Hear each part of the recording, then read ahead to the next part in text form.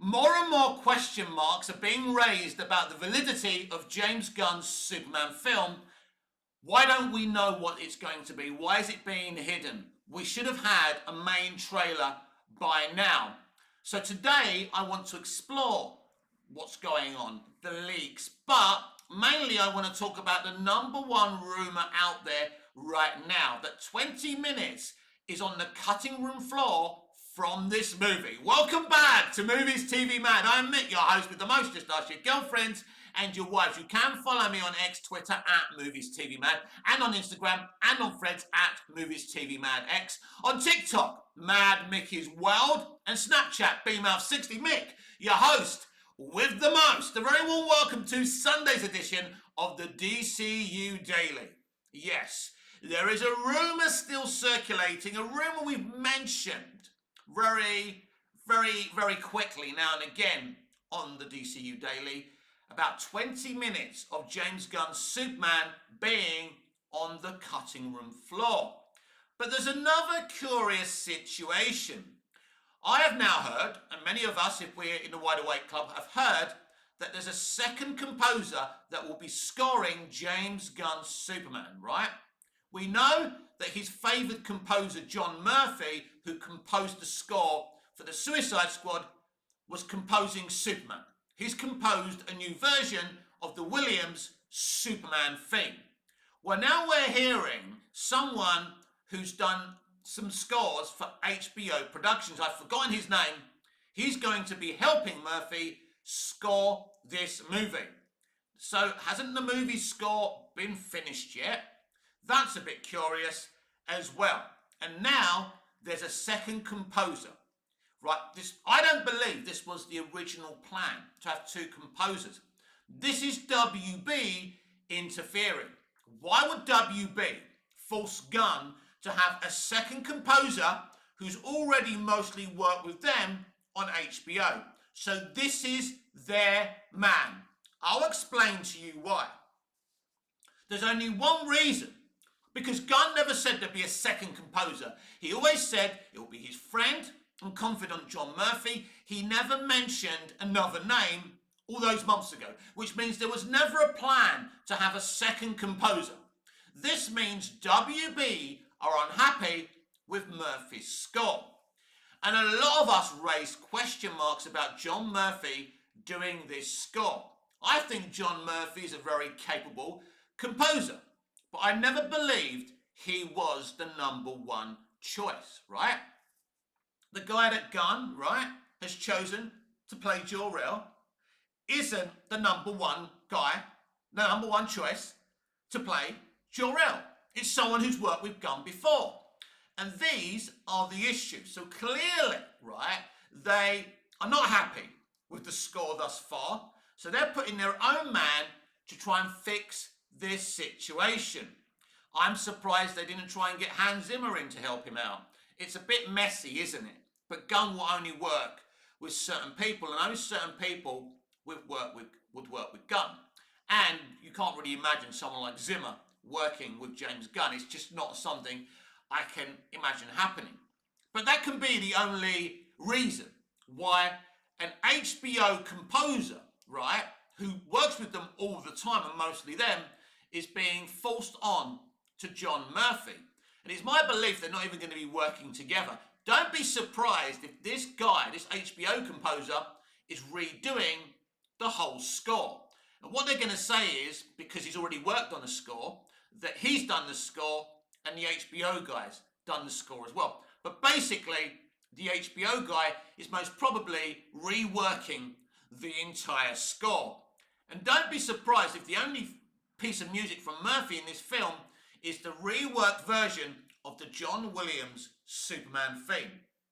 With my experience from the industry and being involved with my father all these years, my late father I should mention, I understand how this industry works. So I believe that this new composer is reworking the entire score, and it's going to be his music, not John Murphy's. Keep it here on Movies TV Mad to get expert opinion on what's going on in the DCU, and especially this upcoming Superman movie. Now let's talk about the rumour that 20 minutes has been cut from this film. Let me take you back to 2006, where we were all hyped and excited for Bryan Singer's Superman Returns. Bryan Singer had a great reputation in The Usual Suspects, X-Men, X2, two of the best comic book movies ever made to this date. What could possibly go wrong? Well, Singer used a very small budget for the first film and a little bit more for the second film. He wasn't really used to working with a lot of money. With Superman Returns, he would have a budget nearing 300 million, and I think this was a problem with Singer because he wasn't used to working with a lot of money. When you're not used to a big budget, you use too much of it in the wrong places, and then you don't have enough left for the other places that you need it on. I've seen this on so many productions, and if you watch Superman Returns, you can tell where in some of the VFX it's not very good, and the other VFX is outstanding. That tells a budgetary story. But it's beginning to look like a lot of problems from Superman Returns are repeating themselves with James Gunn's Superman movie. Number one, the costume. Nobody liked the reveal of the Superman Returns costume. The material of the cape was terrible, it looked like leather, and it was far too short. The S emblem was far too small. The costume reduced Brandon Routh's body mass. He'd worked really hard to work out, as David Cornsworth has. And the costume also reduced his height. But the key reason that Superman Returns flopped is, surprise, surprise, they made too many cuts to the movie. They cut a remarkable scene, as I've spoken about many, many times and heard about. There's a Return to Krypton deleted sequence. This was a key moment within the film. If you read the actual book of Superman Returns, there's a novel, there's Superman Returns novel, and there's actually a moment within that story where Lex Luthor has paid someone either to masquerade as an astronomer or to lie as an astronomer to Superman.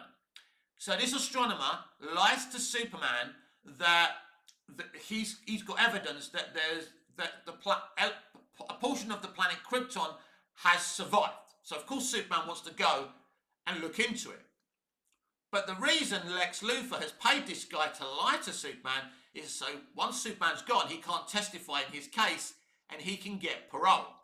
So we don't see any of that. They deleted the Return to Krypton deleted scene. You can still check it out on YouTube. I've got it on Blu-ray.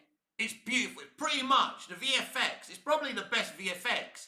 It's better VFX than you actually see mostly in the movie. And the movie actually has got some really, really good VFX. Don't get it twisted. So by cutting that moment out, you lose a core piece of the narrative. How I would have done it was, pre-titles, I would have had Superman talking to this astronomer. And then the astronomer tells him that a portion of the Krypton has survived. Superman leaves the meeting, and then a representative turns up to talk. A representative of Lex Luthor turns up to speak to the astronomer, where it's confirmed that the whole thing is a lie. And he pays the astronomer off. Then we see the Return to Krypton sequence, pre-credits. And then after that's done, we get that iconic Superman music with the credits coming up as they did in Superman 78. That, my friends, would have been better, because then there's an emotional connection to Superman. He's been lied to. He's desperate to find his own people. He's desperate for there to be a remainder of Krypton. And there's a lot of things they could have done, right? Better. But they didn't. And they messed it up. And they cut too many things from the movie, ultimately. The movie was 2 hours and 20 minutes or 15 minutes as it was. But it could have gone for 2 hours, 40 minutes, right? That's not a big deal. If it's a great movie and it's a long movie, it doesn't matter. If it's a bad movie and the pacing's problematic, then the editing can solve that. You don't have to delete important narratives within a movie. And now we're hearing that James Gunn's cut 20 minutes of his own movie. Is it his decision? Is it Safran's decision? Is it Zaslav's decision? I don't know. But by the way, I can't confirm or deny if this is true. So there may not be anything in this, but these rumours obviously come from somewhere. If 20 minutes of James Gunn's Superman has been cut, then I have a lot of concerns about this movie, and I fear this movie will fail. I mean, we saw this as well with Batman vs Superman Dawn of Justice. They cut half an hour of that movie because that half an hour would have taken it to 3 hours, which was the Ultimate Edition. What had to happen in the end? They cut half an hour out, they took context out of the movie from the narrative, and they had to add it back in a re-release. It cost them at the box office. That's the reason that film didn't make sense. That's why critics didn't like that film. WB keep on doing the same things. But Mick is a different leadership now. Or is it? Is it? I don't know. I don't know who's in charge of Warner Brothers and who isn't. I don't know who the real leaders are. Who knows what's going on? Has anything really changed from the Emmerich days? I have my doubts. But if they've cut half an hour from this movie, it's a problem. Because again, they want to get more butts in seats, more viewings. And this is what they do. They never, ever learn. Now, we all saw that BTS footage the other day. It was beautiful. It looked good. It got me excited for the movie. I know it got a lot of you excited for the movie as well. But the reality is, we still don't know what this film is. And that's a concern as well. There are many concerns about this film. And we'll see. On July the 11th, we will see if this film is successful, or if it's a flop, if it's a great film, or if it's a middle-of-the-road film, or it's a bad movie. So it's an interesting situation. But when you hear about movies losing 20, because losing 20 minutes from a movie at this stage is very serious and problematic. I want to raise the issues of the composer. It's very, very odd that a WB HBO man is being added to the composer list. And as I say, he's doing the score now, not John Murphy. That's how I see it. This is WB already restructuring this movie. So it could be that WB have decided to cut 20 minutes from this film. Because clearly, maybe they don't like this film. Maybe they didn't like the responses from test screenings so much. And maybe the score was part of the test screenings. I don't know. No one's told me about that. I'm not sure.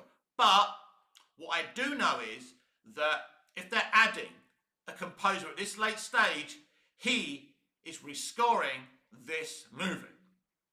But we all kind of raised our eyebrows at John Murphy. Not because we think John's a bad composer, because we think that John isn't suited to this type of music.